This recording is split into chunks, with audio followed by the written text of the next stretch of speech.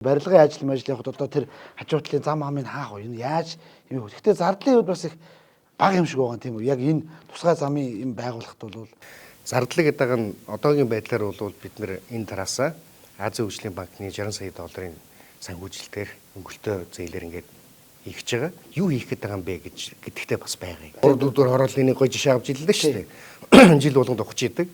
Нөгөө инженерийн дэд бүтцэн байгууламж нь яг тэр доороо байгаа. Тийм байгаа юм.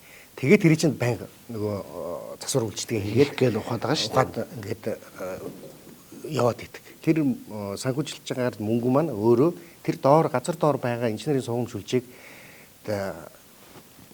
саад болохгүйгээр дандаа жил болгон ухахгүйгээр буудлын дээр яаж шийдэх вэ гэдэг дээр жишээ нь түнэлийн систем гэж ярьдаг тийм ээ.